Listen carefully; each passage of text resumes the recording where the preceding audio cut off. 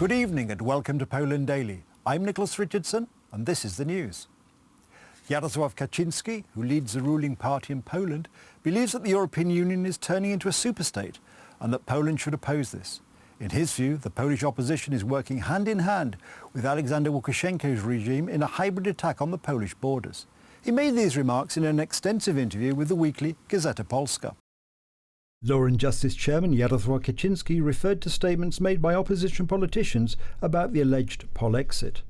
Some people claim that the scenario of pushing Poland and several other countries out of the Union is being considered. I am unable to verify these reports. In my opinion, this is a colonisation scenario. Pushing for a change of government in Poland or Hungary is not a goal in itself, but a condition for the realisation of this idea. The Deputy Prime Minister also drew attention to the attitude of certain parts of the opposition towards the escalation of Łukaszenko's actions. If the reaction in Poland had been different, if there had been unity and cooperation on this issue, this operation would have taken a completely different course. The formation of these two fronts has encouraged Łukaszenko and Putin to escalate and strengthen their attack. This is a consequence of the opposition defining itself as total, that is to say, rejecting the rules of democracy, recognising only itself as the only possible and legitimate authority. Gazeta Polska journalists have pointed out that the offensive of the EU institutions has coincided with the return of Donald Tusk to Polish politics and the hybrid attack of the Belarusian regime. I have the impression that this attack started the moment Tusk appeared in Polish politics. At that time, he had a destabilisation plan, part of which was to withhold EU funds. Yesterday, 424 attempts to cross the Polish-Belarusian border illegally were recorded. 6 illegal immigrants, 5 Iraqi citizens and a Syrian citizen were detained. There has been extensive Polish and international media commentary on Polish Prime Minister Mateusz Morawiecki's speech to the European Parliament yesterday. Morawiecki reminded MEPs that constitutional courts of the other 26 EU member states had also disagreed with the violation of treaties by EU institutions, and he announced a fight against the unfair treatment of smaller countries. Meanwhile, representatives of the largest factions in the European Parliament called for urgent action against Poland. MEPs will vote on the resolution on Thursday. Former Prime Minister Beata Szydło has criticised violent attacks by some Polish MEPs.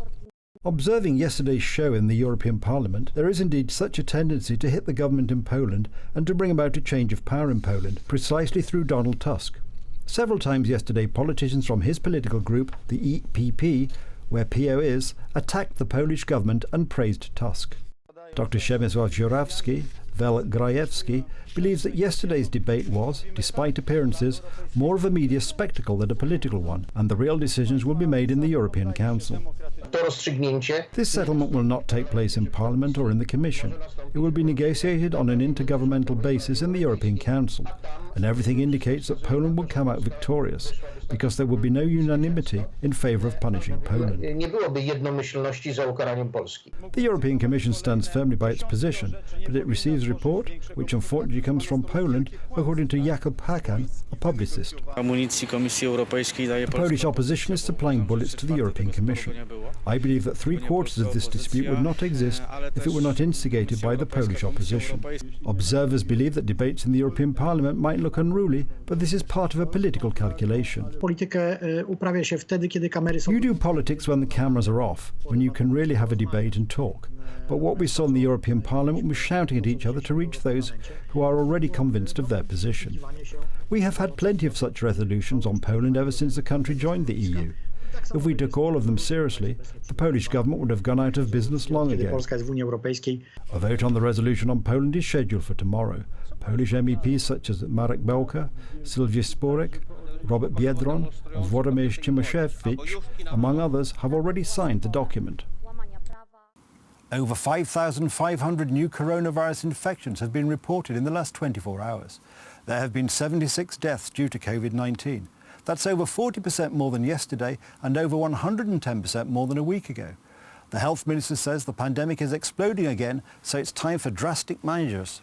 There are 3,811 COVID patients in hospital. Among them, 329 people are on ventilators. The head of the infectious diseases ward at the Southern Hospital in Warsaw, Agata Kusz-Rincon, admits that more and more patients in a serious condition arrive every day. The temporary hospital in Warsaw has 220 beds for COVID-19 patients. At the moment we have 200 such patients and we are accepting more and more, about 30 a day, and this number is growing rapidly. Medics perform over 40,000 tests for coronavirus daily. Experts admit that their number is so low because people think that it is an ordinary autumn cold. People have stopped wanting to get tested for coronavirus. They stopped coming to us with suspected COVID. Even if they do come to us, they discuss whether it is reasonable to do the test. Nobody is going to do it if it is not necessary.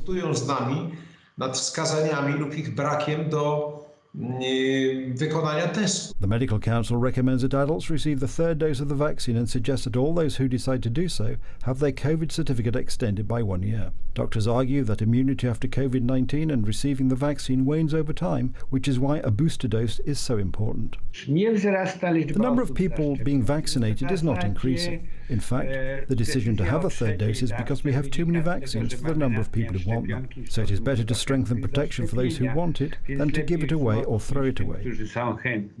In addition to the fourth wave of coronavirus, small children are being attacked by the dangerous RSV virus. This is transmitted by droplet infection. Its first symptoms are a runny nose, cough and fever. It is most dangerous for newborns with low birth weight, artificially fed babies, children with bronchopulmonary dysplasia, congenital heart defects and immune system deficiencies. In addition, the flu season is also beginning. There are more and more viral infections during this period. Included in this number are SARS-CoV-2 virus infections. People may underestimate mild cold symptoms and think nothing has happened, but COVID leaves its mark even after a slight passing of the illness. Doctors remind us that basic safety rules, that is wearing masks, disinfecting hands or performing tests, will help us to fight the coronavirus. Vaccinations are the most important of all. In Zielona Góra in western Poland, a 30-year-old man cut down a roadside cross. During the summer holidays, politicians from the opposition civic platform called for a reduction in the influence of the Catholic Church. It seems likely that the man took these calls seriously. Kasper S., a 31-year-old resident of Zielona Góra, committed the act of vandalism, recorded the entire event and posted it on social media. He even wrote, "Down with the roadside crosses. It is a symbol of hatred and death."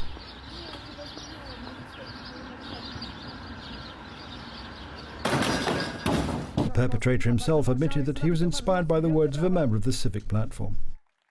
I believe that in our lifetime, perhaps even in this generation, Catholics in Poland will become a minority. Catholics need to be filleted of certain privileges.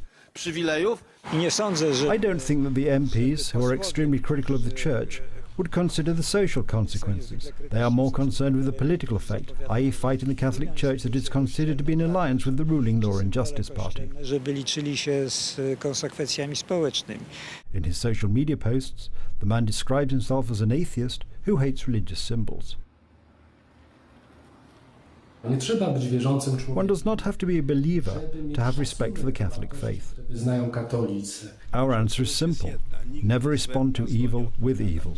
In addition, the 31-year-old is the administrator of a Facebook group named "Religion is a Virus of a Frightened Mind," where he created an event entitled "A Nationwide Action to Eradicate Roadside Crosses." The group has over 600 members. Ordo Juris is filing a notification to the prosecutor's office in this case and is looking for people who consider themselves injured by such actions.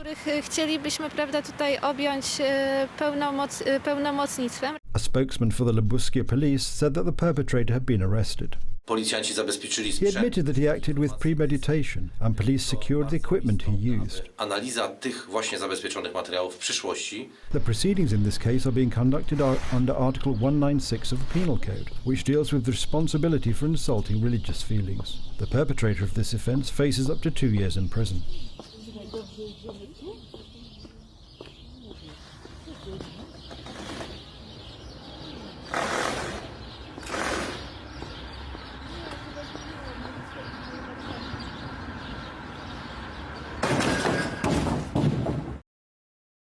That's the news. Thank you for watching. Stay with us for the weather, Poland Daily Business and more programmes. But from me, have a good night and a better tomorrow.